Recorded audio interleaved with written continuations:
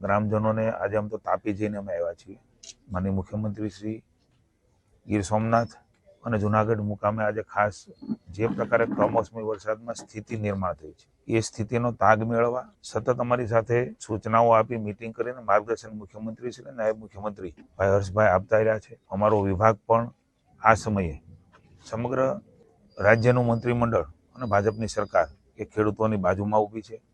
સમજીએ છીએ કે આ પ્રકારે ક્યારેય ન થયો હોય એ પ્રકારનો સતત કમોસમી વરસાદ કોઈ એક દિવસ આવીને પછી 2 દિવસ પછી આવે એવું નહીં, પણ સતત 10-15 દિવસ આવે.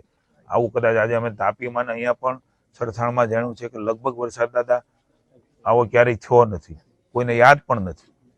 એ પ્રકારની સ્થિતિ અને એની વ્યાપકતા, હજારો 15,000 ગામથી પણ વધારે એમની અસરો, આ સમગ્ર બાબતોને જોતા પંચરોજ કામ કરીને ખૂબ ઝડપથી અહેવાલ મોકલવાની સૂચના આપી છે. સુરત જિલ્લો કલેક્ટરશ્રીના નેતૃત્વના એમના માર્ગદર્શન નીચે તમામ પ્રકારના અહેવાલો આજે અમારા વિભાગને પહોંચી ગયા છે. સરકાર અને સમાજના સૌ લોકો સાથે મળીને એમને ઊભા કરવાના પ્રયાસ કરીએ તો એમની તાકાતને શક્તિ છે, એનું ખમીર છે, એને સહયોગ કરી છે તો ફરી વખત બેઠો થઈ અને ફરી એ જગતનો તાત એ ધાન આપતો થઈ જવાનો છે.